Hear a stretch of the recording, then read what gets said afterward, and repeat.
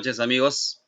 Estamos aquí nuevamente, como cada sábado, en estos tiempos de aislamiento, conversando entre amigos, distintos temas que son de interés para los participantes de la sala. Y bueno, los que se conectan van disfrutando de la conversación que nosotros llevamos, ¿no? Esta noche estamos con dos amigos internacionales, latinoamericanos, de gran hermandad porque nos conocemos ya de algunos años y además han estado en mi sala físicamente. A Roberto tuve la oportunidad de tenerlo aquí en casa hace algunos años. Vino por un partido entre Perú y Ecuador y aunque no llegamos a llevarlo al estadio, terminamos en un buffet en la casa de mi amigo Alex Murazo, degustando comida criolla y viendo el encuentro entre Perú y Ecuador. Creo que fue un empate, ¿no? No, ustedes ganaron 1-0. Bueno.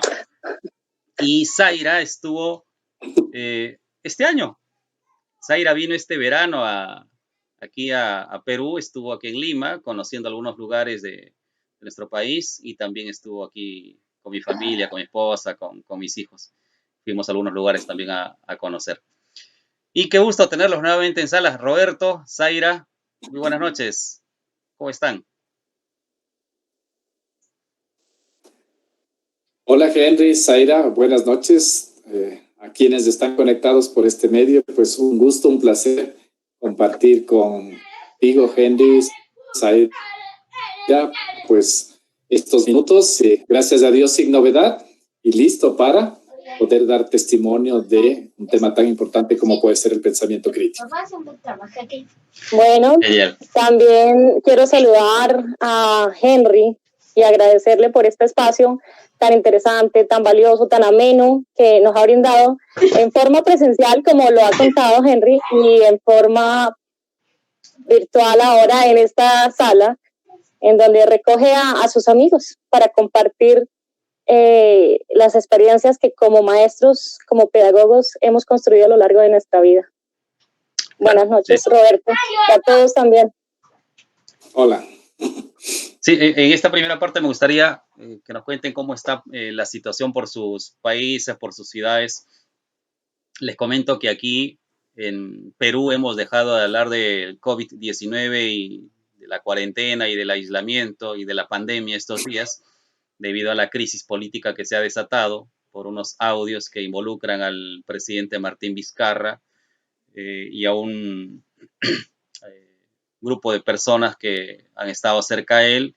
Y nada, pues el nivel de corrupción y de mal manejo en política en nuestro país es recurrente, ¿no? Y fastidia bastante esta situación. Es una pena que esté ocurriendo. El presidente está involucrado seriamente en estas cuestiones. Lamentablemente el Congreso no ha tenido la capacidad para tomar esta cuestión como se merece y lo ha visto como un asunto político y está pidiendo la vacancia en este momento. Es probable que nos quedemos sin presidente en los próximos días, pero se va a desatar un problema tremendo, ¿no? Porque la corrupción es tan fuerte que están enfrentados estos grupos y no hay, pues, de por medio un interés nacional, un afán por construir patria, ¿no? Es más o menos el panorama que tenemos en este momento acá en Perú. ¿Cómo están por Colombia, Zaira? Cuéntanos. Bueno, pues en este preciso momento, a partir del 1 de septiembre, ya se abrieron puertas para participar de diferentes espacios, restaurantes, iglesias, museos, parques. Es decir, que ya se empezó poco a poco a reactivar la economía. Una oportunidad para, si bien es cierto, una oportunidad para volver a compartir a través de o por medio de estos espacios. También pues hay un cierto rumor, incertidumbre en el hecho de que pues más adelante, ¿no? Tal vez entre octubre, ¿no? se puedan presentar, acrecentar otra vez estos niveles de contagio. Pero pues esperemos que la responsabilidad, la conciencia y el buen comportamiento de nosotros todos colombianos, pues no lleguemos otra vez a esos altos niveles de contagio que tuvimos que pasar. Eso en temas de COVID, que lo estamos viviendo a nivel mundial, ¿no? Una pandemia que nos tocó a todos en este momento y que, bueno, ahí la estamos sobrellevando. Y bueno, yo creo que han escuchado en noticias un tema que ocurrió el miércoles, lamentable, totalmente lamentable y de una categoría que en términos institucionales pues está en boga, el hecho de que hayan ocurrido desmanes entre ciudadanos y miembros de la policía. Y hay una situación que yo creo y quiero compartir en este momento, y es que ni de un lado ni del otro se pueden permitir este tipo de comportamientos que nos llevan simplemente a demostrar un nivel tanto de injusticia, pero como del comportamiento humano, ¿no? De saber que si actuamos de una u otra forma es todo aquello que llevamos dentro y que debemos empezar a ir corrigiendo, a llegar al punto de calmar la situación, no de acrecentarla más, sino de calmarla, de mitigar y disminuir todos estos sentimientos de violencia que no se pueden permitir. Así es, sí. Tengo entendido de que tu familia ha estado pasando por momentos delicados y nada, siempre nuestra fuerza y nuestras oraciones acompañándote. Roberto, cuéntanos, ¿cómo van por Ecuador? Bueno, pues a ver, yo quisiera referirme a tres cosas, que es lo que estamos viviendo, ¿no? Aquí en nuestro país. En primer lugar, el tema de la pandemia o del COVID. El día de mañana, luego de 6 meses que hemos tenido un estado de excepción, concluye a nivel nacional, ¿no? Este estado de excepción que básicamente limitaba garantías respecto de la movilización para personas y de la asociación o reunión. El día de mañana concluye este estado de excepción, como les decía, luego de 6 meses, y pues la población va a tener un poco más de queda o de posibilidad de reunirse. Evidentemente, cada ciudad, cada cantón, cada comité cantonal tiene la responsabilidad de asumir frente a la nueva etapa en la que estamos viviendo. Y desde luego creo que el tema de la responsabilidad individual y colectiva de cada ciudadano creo que será lo más importante para evitar que lamentablemente el número de contagiados y de muertos siga aumentando, ¿no? Aquí más o menos en el país, según las estadísticas oficiales o lo que nos dice el Ministerio de Salud o el COE o el Comité de Operaciones Nacionales, estamos sobrepasando los 115,000 aproximadamente. Esas son las cifras que dan, 115,000 personas contagiadas, y de esas un poco más de 10,000, 11,000 han fallecido. De hecho, la ciudad de Quito es la ciudad con mayor número de contagiados, ¿no? Sobre los 23,000, 24,000, pero como digo, hay esta dualidad entre cifras oficiales y aquellas que desde el sector privado indican que es mucho más. Así que esperemos ver cómo va la población reaccionando a estas nuevas realidades y, repito, sobre todo al tema de que ya no hay un estado de excepción que nos limita ciertas movilidades o nos impide reunirnos. Luego, desde el punto de vista político, lo que les puedo comentar es que el próximo año, en el mes de febrero, tenemos elecciones de presidente y de asambleístas, es decir, renovamos a nuestro presidente y al Congreso, y evidentemente pues estamos preparando ese terreno, ¿sí? Estamos aquí con los precandidatos, ¿no? Aproximadamente hay unos 15, 16, imagínense, para un país de 17 millones de personas, donde evidentemente pues un poco más de 10, 11 estamos habilitados para votar, y hay 15 interesados en asumir la magistratura. Todo esto iremos viendo cómo va desarrollándose este proceso, una vez que ya la próxima semana, oficialmente entre septiembre y octubre, tendrán que inscribirse las candidaturas, ¿ya? Pues ahí está un poco la situación política, el hecho de ver si damos un giro después de casi 14 años de un gobierno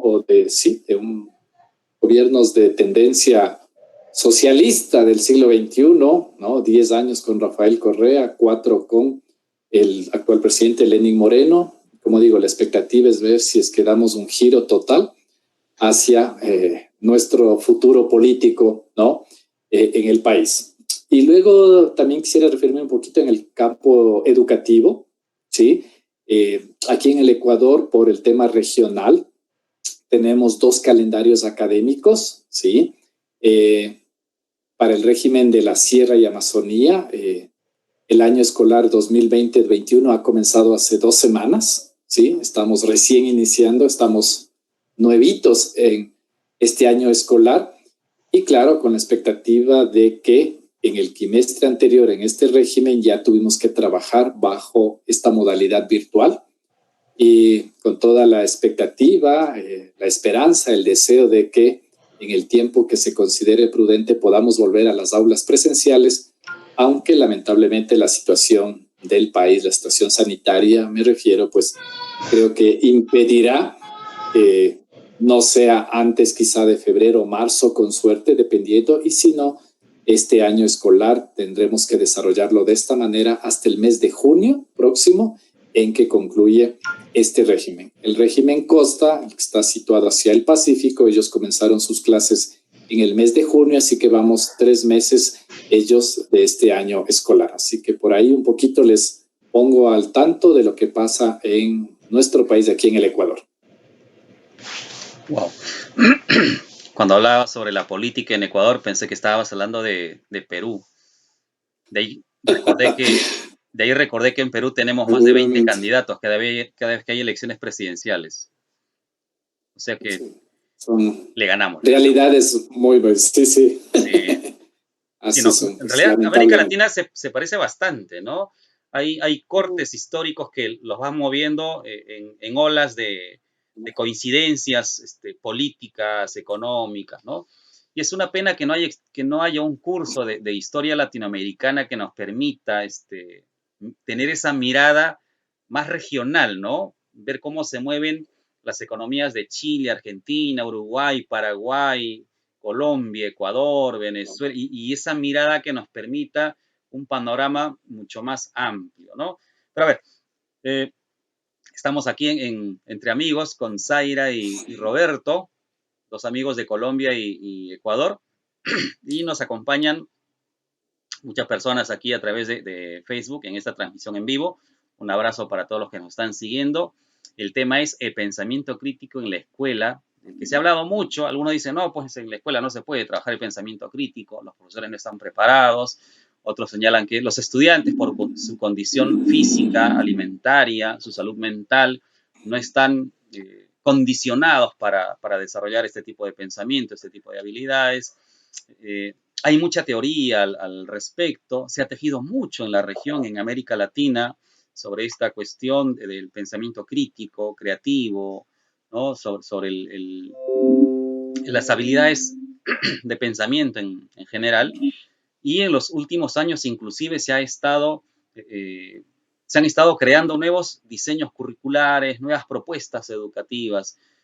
Así es que si hay preguntas al respecto, nosotros felices de tenerlas aquí. Yo voy a ir leyendo las que ustedes vayan formulando. Un abrazo para todos los que nos siguen en esta transmisión. Y vamos, Zaira, cuéntanos desde tu mirada, ¿cómo enfocan ustedes el tema del pensamiento crítico en tu país, en tu escuela? Bueno, básicamente trabajamos el pensamiento crítico ya desde hace un par de años, hablemos yo creo que una década que estamos haciendo énfasis en este desarrollo, en esta habilidad, porque es muy necesaria, ¿sí? Y forma parte de esas habilidades que requiere el individuo para el siglo XXI. El pensamiento crítico parte también del hecho de que el pensar como tal, ¿sí? Como esa acción del procesamiento humano, permite que se lleve a cabo a través de esa capacidad crítica. Es decir, que nos lleve a lanzar juicios, pero no juicios a priori, sino juicios a través del proceso del pensamiento, que sean razonados, que tengan o que hayan pasado por ese procesamiento de análisis, de reflexión, de indagación, y para eso hay que hacer pues toda una serie de pasos. Bueno, en la escuela, hablando de este pensamiento crítico, hemos tenido la oportunidad de trabajar a través de un proyecto que fue con el cual nos conocimos, Henry y Roberto, que es el proyecto de Liberando en las Américas, ¿verdad? Y este, pues, ya se ha venido desarrollando desde hace un par de años, hablemos de 8 años tal vez, en la cual tuvimos la oportunidad de recibir un proceso de formación que ya seguiremos conversando sobre esto tal vez, pero lo más importante de todo esto es que después de esta formación, de esta oportunidad de conocernos y de ampliar el espectro del conocimiento de cómo poder compartir entre maestros de Latinoamérica o de América también, porque pues tenemos la oportunidad de tener como el contacto de colegas de Estados Unidos, de México, que estamos trabajando en pos de ese pensamiento crítico, ¿verdad? Y que yo voy a hacer mención aquí de una cosa muy importante, y es cómo a través de este procesamiento mental que debemos hacer todos, desde el más adulto en adelante, porque tiene todo un bagaje cultural, un conocimiento específico y una experiencia, hasta el niño que se está formando en primera infancia, e incluso el que viene en camino desde el vientre de mamá. ¿Por qué? ¿Por qué lo menciono así? Porque es algo que todos debemos estar desarrollando cada vez más como una habilidad que forma parte de uno, pero que se va madurando, que se va acrecentando a lo largo que vamos caminando, desde nuestra profesión, desde nuestro ser como ciudadano, desde nuestra persona como tal, porque debemos adentrarla en nuestro ser. ¿Qué quiero decir con todo esto? Quiero decir que el pensamiento crítico es algo tan trascendental como cualquier otra competencia o habilidad que estemos trabajando en nuestros estudios o en nuestro trabajo individual, nuestro trabajo personal, ¿sí? Como ir a hacer un curso de guitarra o ir a hacer cualquier otra cosa. Y es urgente, es importante, es un llamado para que todos lo desarrollemos. Hay una serie de pasos, pero quisiera de pronto que Roberto, pues, de pronto nos compartiera su experiencia desde la escuela y tal vez tenga la oportunidad de comentar como qué pasos podemos utilizar o desarrollar, ahondar para este desarrollo, para esta habilidad. Hablemos de la taxonomía de Bloom, hablemos de Miguel Ángel Pérez, hay una serie de teóricos que nos podrían de pronto seguir ahondando sobre el tema. Dale, Roberto, te acaban de lanzar la pelota. Okay. Sí, muy bien. Bueno, gracias, Zaira, Henry. Una vez más, buenas noches a quienes están conectados por este medio. Bueno, un poquito yo les voy a contar la experiencia que yo he tenido en las instituciones educativas en las que yo he elaborado. Evidentemente, al ser privadas, ¿no? Y no con esto estoy justificando o diciendo que las que son públicas no lo pueden realizar. Pero insisto, yo tengo que referirme a lo que conozco, a lo que yo he experimentado, a lo que yo he vivido. Y bajo esa perspectiva, bajo esa óptica, es indudable que definitivamente quienes somos docentes, ¿no? Tenemos una enorme responsabilidad cuando estamos formando a niños y jóvenes, ¿no? respecto no de contenidos ni de temas que probablemente, como yo siempre digo a los chicos, ustedes lo pueden encontrar y en mejor presentación o manera en la computadora, sino sobre todo el ir formando personas con un criterio que vayan pensando y vayan contextualizando y se vayan dando cuenta de una serie de cosas, ¿no? Cuando yo les decía que quiero un poquito referirme a la parte o a mi experiencia desde el campo privado, evidentemente sí tengo que hacer referencia al hecho de que en el Ecuador una de las últimas reformas educativas que data del año 2008, ¿cierto? Puso mucho énfasis en el desarrollo de destrezas. Dejamos un poquito de lado los contenidos y hablábamos mucho de destrezas.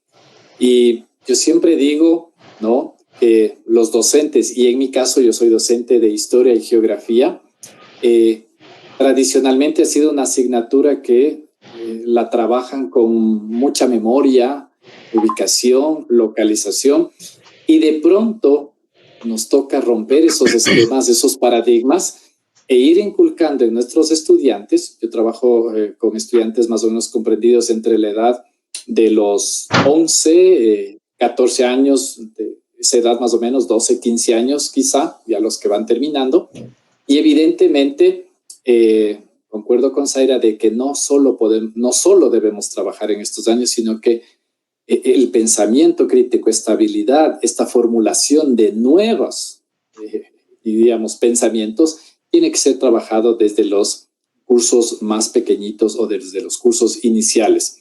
De la experiencia que yo puedo compartir, actualmente trabajo en una institución que se llama Martín Sereré, una institución bilingüe, cuyas fundadoras son 5 mujeres brasileras, ¿no?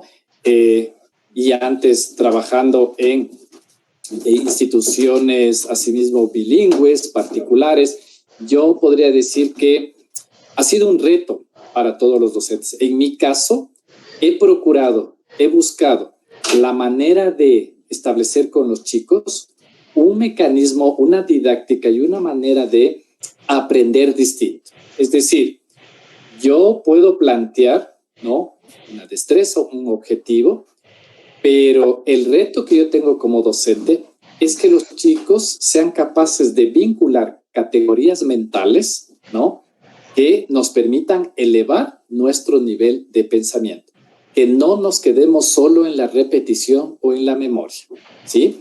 Y claro, desde una comprensión, desde una posible repetición, tenemos que tratar de llegar a un análisis, a una comprensión, a una deducción, a una inferencia, a una comparación. Desde luego que esto es un proceso.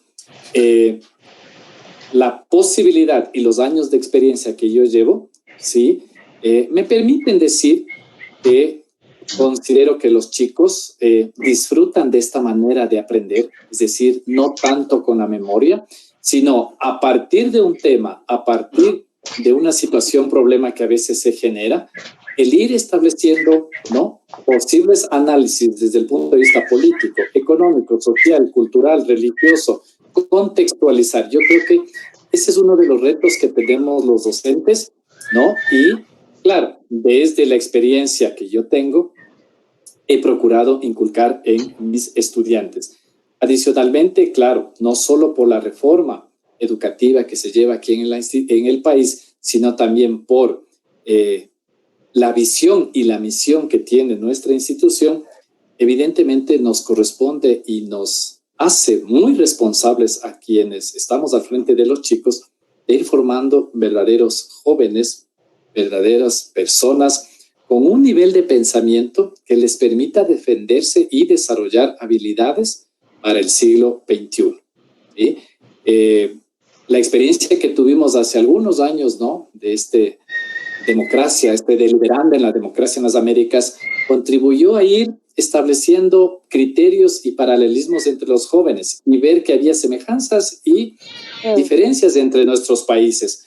Pero sobre todo creo que nos aunó el hecho de que teníamos que ir generando en nuestros estudiantes esos seres proactivos, esos seres activos, esas personas que desde la asignatura de historia, geografía, matemáticas, historia, inglés, ciencias, es decir, independientemente de la asignatura, nosotros tenemos que generar en ellos esos seres, insisto, muy pensantes, reflexivos, críticos, analíticos, que contribuyan a un verdadero desarrollo de nuestros países. Claro, sí, me quedo con la frase de Zaira cuando dice que el estudiante debe tener argumentos pensados, razonados, ¿no? Y para tener esos argumentos razonados, para tener una respuesta elaborada y pensada, como dices Roberto, debe tener un proceso. Hay una serie de pasos que se deben seguir y esto no viene pues por una cuestión mágica, no es que el estudiante de repente por una cuestión espontánea toma la idea y se apropia de ella, ¿no? Se apropia de la información. No ocurre de manera tan sencilla como esta, ¿no? Y aquí nos está acompañando en esta transmisión nuestra amiga Tania Zárate desde México. Un abrazo para los amigos de México. Justo ayer estaba presentando mi novela Los otros viajes en la feria virtual del libro de México y da una experiencia simpática también en esta feria. Tania dice lo siguiente. Tania dice, coincido con Roberto, lo memorístico mata las posibilidades del pensamiento, dice Tania. La información está en los libros y está para consultarse 1000 veces. Y yo subrayo esta última parte y lo que siempre le digo a los chicos, ¿no? Duden de lo que les dice su maestro. Esa duda los va a llevar a indagar, a investigar, a encontrar y a contrastar información, ¿no? El tomar un solo punto de vista, una información como verdadera y válida, eso nos pone en riesgo, ¿no?